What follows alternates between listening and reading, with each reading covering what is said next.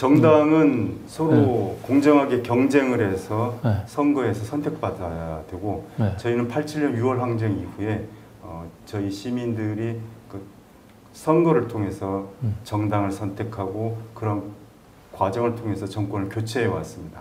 그런데 검찰이 사건을 조작해서 야당의 대표를 범죄자로 낙인 찍고 그 낙인 효과로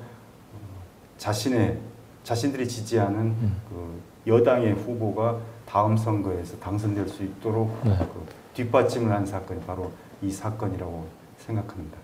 그래서 저는 이 사건 변론을 할 때도 매번 반복적으로 저는 민주당원이 아니고 이재명 지지자가 아니다라고 매번 공개적으로 표현했습니다. 그리고 이 책에서 맺은 말에도 그런 식으로 시작을 했습니다. 저는 이재명에 관련된 많은 재판을 바라보면서 우리나라 국민들 모두가 그렇게 생각했던 것처럼 저 사람이 뭔가 구린 곳이 많구나 라고 생각했습니다. 그리고 당대표가 돼가지고 결국 자신 개인에 대한 사법 리스크를 당의 사법 리스크로 바꿔버리는 바람에 이재명 대표의 체제는 향후 민주당 역사에 큰 오점으로 남을 것이다 라고 저는 개인적으로 비판적인 생각을 갖고 있었습니다. 그러다가 이 사건을 맡게 됐는데 너무나 놀랐습니다. 이재명은 아예 관련도 없었습니다. 그래서 너무 놀랄 수밖에 없었고 이재명이 아예 관련이 없었다라는 것을 알았던 것은 이제 이화영 부지사가 제게 이제 말했던 것이 있습니다. 뭐냐면 이 사건 19회 조서입니다. 19회 피의자 신문 조서에 그 사쪽에 2019년 7월 29일 10시에 경기도청에서 이화영이 이재명에게 방북비용 대납 사실을 보고했다라는 진술이 적혀 있습니다. 그런데 이 날짜를 특정한 이유가 바로 그날 이재명이 국회의원 회관에 있었다는 겁니다. 여의도 국회의원의 회관에. 당시 입회했던 변호사가 스마트폰으로 그 날짜를 찾아서 알려줘가지고 나중에 진실을 밝히기 위해서 이화영 부지사가 그렇게 진술을 했다고 합니다. 필리핀에서 이제 북한 인사들 또 쌍방울 관계자들 이제 필리핀에서 접촉하고 난 뒤에 그 결과를 이재명 대표한테 이제 보고를 했던 날짜. 이제 사실상 그건 없는 날짜잖아요. 예, 그렇죠. 그런 보고한 사실이 없는데 그걸 구체적으로 이제 이화영 지사가 그 날짜를 정확히 특정을 해주니까 검찰은 신나라 했겠죠. 당시에는 그랬죠. 아주 이 범죄 사실을 정확하게 보고한 날짜까지 했으니까 받아 적은 것인데 그 날짜는 이화영 부지사가 내가 이 검찰의 강압수사에 못 이겨서 내가 허위 자백을 하지만 이 자백이 결국은 허위 사실임을 입증하기 위해서 일부러 변호사에게 이재명 대표가 경기도가 도청이 아닌 여의도에 있는 날짜를 확인을 해서 그래서 7월 19일 자기는 경기도청에서 보고했다고 얘기를 했을 거 아닙니까? 검찰은 근데 그것까지는 그때 당시에 몰랐던 거죠. 살펴보지를 않았다는 이 날짜가 어떤 의미를 가지냐면 바로 그 직전에 필리핀에서 2차 국제대회를 했던 그 날 귀국한 이후에 월요일이거든요. 애초부터 이 스토리는 검찰이 짜놓은 스토리였습니다.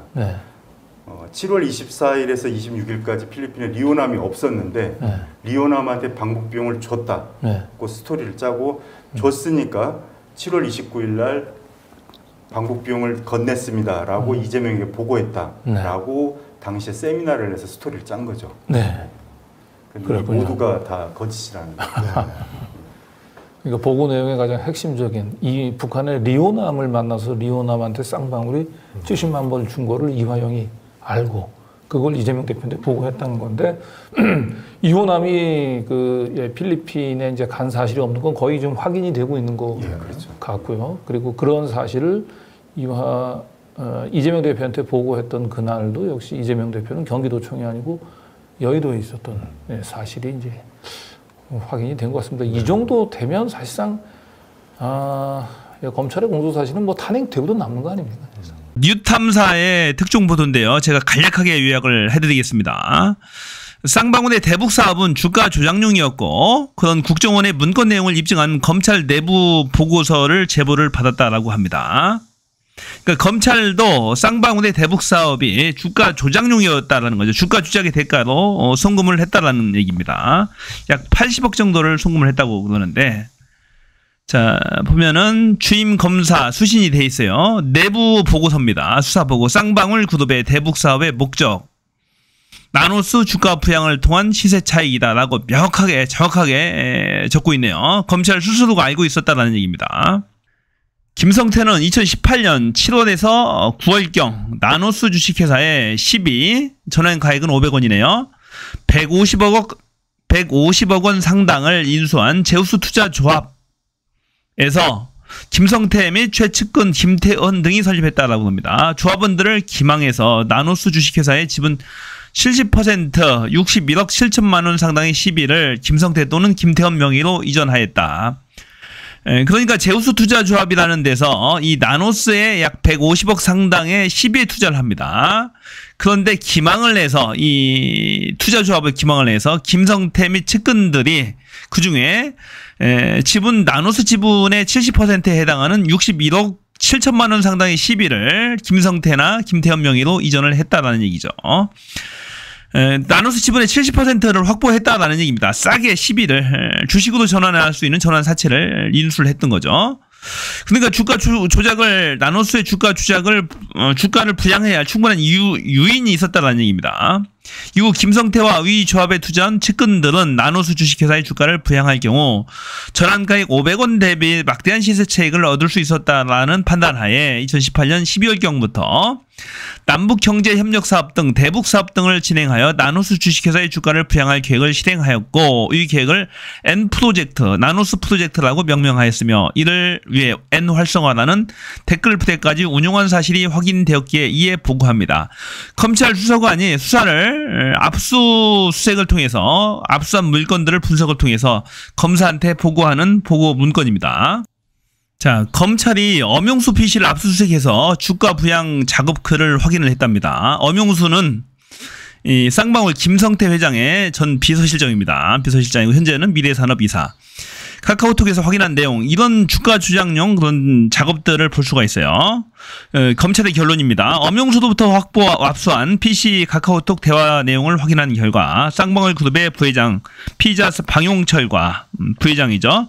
엄용수 비서실장, 김성태 비서실장, 그룹 미래전략실 대표 김형수 등 임직원들이 2018년 12월 26일경 나눈 단체 대화 내용이 위와 같이 확인되었다라고 돼 있고, 이 엄용수는 김성태 비서실장, 쌍방울 그룹 총괄 부사장 비비안 대표, 라임 펀드 주가 조작 사건이죠. 브로커 혐의도 있고, 그러니까 주가 조작과 밀접하게 연관이 돼 있는 이런 자가 삼성 출신입니다. 2018년에 쌍방울에 영입돼 있고 쌍방울 대북 사업 제안서 작성을 주도했다.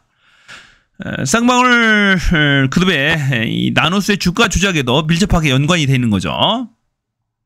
보시게 되면 검찰의 결론입니다. 자, 위와 같이 피의자 방용철을 비롯한 고위 임직원들은 수차례에 걸친 프로젝트 자료 수정을 거쳐서 최종안을 확정된 후에 남북협력사업과 함께 M프로젝트와 쌍방울 그룹 계열사 및 인수 대상 관련 자료를 누군가에게 프리젠테이션 형태로 발표하려고 한 사실도 확인되었다. 이와 같은 주요 프로젝트 내용에 비춰 이 또한 모두 김성태 회장이 주도하거나 보고받아 승인된 사업인 것으로 보는 것이 상당하다. 이 검찰 보고서 내용이에요. 특히 M프로젝트의 경우에 나노스 주가 부양 사건의 경우에 N은 나노스라는 얘기입니다. 나노스 프로젝트라고 불렸답니다. 나노스 주가 부양 사건, 주가 조작 사건 이후 쌍방울 그룹이 보인 행보에 비춰 주가 부양을 위한 여러 기업 인수와 관련된 프로젝트로 판단되며, 이는 위 대화 직후 이루어진 대화 내용이 이를 잘 뒷받침한다라고 돼 있고, 보게 되면 오늘 또 N 활성화 부탁해요. 나노스 주가 활성화 이런 거 이겁니다. 주가 부양용 댓글들을 지시하는 내용이죠. 그게 뭐야? 자기들끼리. 김영기 전 통일부 차관의 영입 내용 미리 자기들끼리 공유하고 있는 거죠. 이렇게 이런 계획하에 주가를 띄우려고 하는 거죠. 내일 인사 영입 공시 보도 자료입니다. 참고하세요. 미리미리 자기들끼리 이렇게 공유하고 있는 겁니다. 김영기 전 통일부 장관. 이런 파일들 공유하고 있고요. 자, 오늘도 N 활성화 부탁해요. 램 그게 뭐요? 나노스 댓글요. 글군 댓글이란 말 쓰지 맙시다. 쓰지 맙시다. 위험하니까. 나노스 부양글.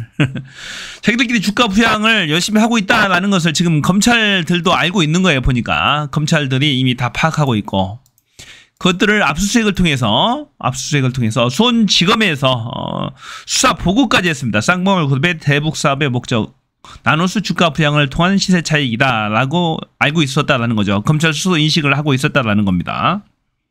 검찰 요놈들이 다 알고 있었네요. 보니까 2022년도 10월 3일 상황입니다. 이때가 다 알고 있었어요. 이때만 하더라도 검찰이 이재명 대표를 쌍방울 변호사비 대납 사건으로 엮으려고 했잖아요. 그런데 이게 마음대로 안 됐어요. 해보니까 이재명 대표가 무죄거든. 죄가 없거든. 그러니까 다른 걸로 뭔가를 엮어야 되는데 마땅한 걸 찾다 보니까 이 쌍방울 그룹이 한 80억 정도를 북한에 송금한 게 있어요. 보니까 이것을 이재명 대표의 방북 대가로 엮으려고 했던 거죠. 보니까 그 2019년도 7월 24일부터 7월 26일까지 필리핀 2차 국제대회, 이때 지금 북한 그 쌍방울 그룹에서 이호남이한테 70만 불을 이재명 대표의 방북 대가로 줬다라는 거잖아요. 그런데 이때 이호남 북한의 이호남은 필리핀에 온 사실이 없어요. 공문서들을 확인해 보니까 통일부 문건에서도 안 나오고 이 경기도 문건에서도 안 나온다는 거예요. 이게 그래서 이제 객관적으로 입증이 된 거예요. 없는 사람한테 어떻게 70만 불을 주냐는 거죠. 이게 다 가짜인 거죠. 그러니까 가짜로 다 짜맞추기 한 겁니다. 검찰에서 보니까. 또 하나, 이 7월 24일부터 7월 26일까지 2019년도 이 2차 필리핀 2차 국제대회 이후에 29일날 7월 29일날 아마 월요일 같아요. 이날 이화영 대표가 이재명 대표한테 경기도청에서 오전 10시에 보고를 했다라는 거잖아요. 뭘 보고했어요? 70만 불을 이재명 대표의 방북 대가로 쌍방울에서 지급했습니다. 이호남한테 라고 보고했다라는 건데, 이때 이재명 대표는 결정적으로 경기도청이 없고 여의도에 있었다라는 것이 객관적으로 입증이 됐다라는 거잖아요. 그러니까 다 가짜인 거죠. 이 가짜 스토리를 기반으로 해서 이 1심에서 이화영 재판 1심에서 이 검찰 권력과 신준호 부장판사 등이 작당 모의를 했는지 몰라도 하여튼 간에 이상한 판결을 했습니다. 이것을 이 김현철 변호사가 표현하기를 이것은 연성 쿠데타다.